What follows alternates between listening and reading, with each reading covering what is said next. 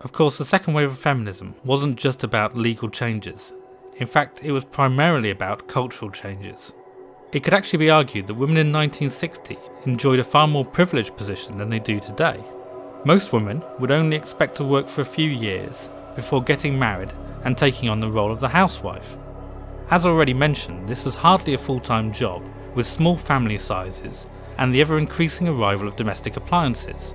This meant that many women enjoyed a substantial amount of free time to do with whatever they pleased.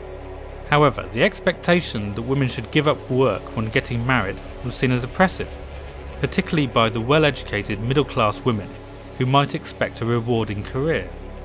It is perhaps not surprising that so many women think the changes brought about by feminism are actually bad for women.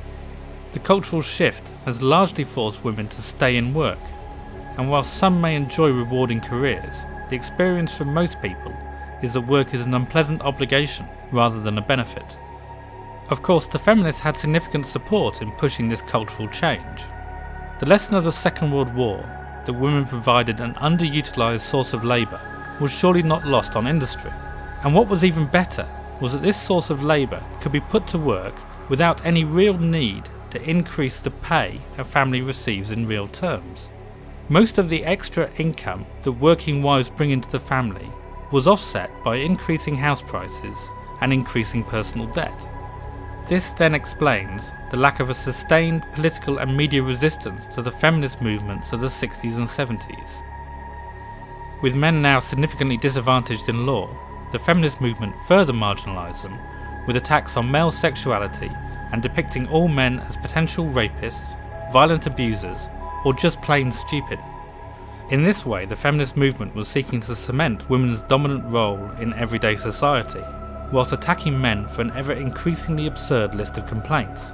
But at this point, I can't do better than let leading feminists talk for themselves.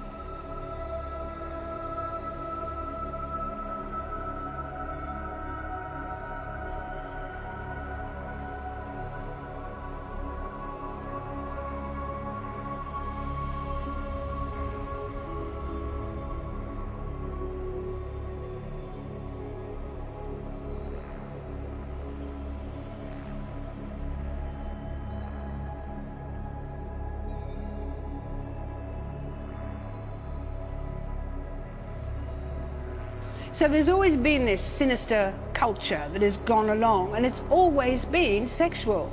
The Barbie doll herself is a fetish. She is descended from a sex toy. Little girls learn to flirt with their fathers, you know, kiss daddy goodnight and all this sort of business. I'd just like to take exception to what Jermaine Greer said about dressing your children as tarts. I've got 2 young girls, and they're teenagers now. My daughters have never been dressed as tarts. And also the coy kissing of daddy before they go to bed. Surely they give me a kiss because they love me.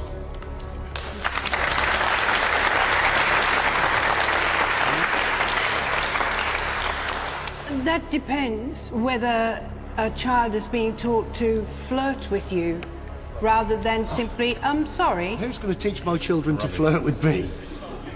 That is an awful thing to say. There are all kinds of ways of kissing your children. So, Jermaine, I wanted to ask you wrote 40 years ago that women have no idea how much men hate them. Do women hate each other? Well, the business about women not knowing how much men hate them is different from saying that men hate them. Women constantly hang out with men who are very dangerous to them. And the fuss and bother about Jill Maher's dreadful experience and death in Melbourne, they're trying to make it sound as if that's common. It isn't. The streets are not where danger lies for women. Women get killed at home. Just remember that. So that's one thing I think it's really important to say today. So women don't know how much men hate them. They constantly tell themselves that men are mean to them and hit them because they love them. It takes them a long time to figure out the truth behind that. And we could talk for a long time about why men have such complicated feelings about women. It's partly to do with their complicated feelings about their own sexuality and their sexual insecurity and their fear of humiliation and so on. But that's not our subject. In conclusion, we can see how the feminist version of history has little connection to reality. There have indeed been times when women have suffered from institutional misogyny, largely due to oppressive religions. But for most of our history, women and men have enjoyed a relatively equal partnership. This is not to say that there weren't strict gender roles. There were, but the obligations and privileges of those roles were broadly equal. This should come as no surprise when we clearly see the power that women have always had over men that would have prevented them from suffering from centuries of subjugation. In fact, there is nothing that makes this case more apparent than the rapid success the feminist movement has had in changing the law to benefit women. If we really did live in the oppressive patriarchy that some feminists want to portray, then why did men give up so much with so little fight? Industrialisation and modern medicine did make the gender roles of the last 50,000 years obsolete, and change was both inevitable and desirable.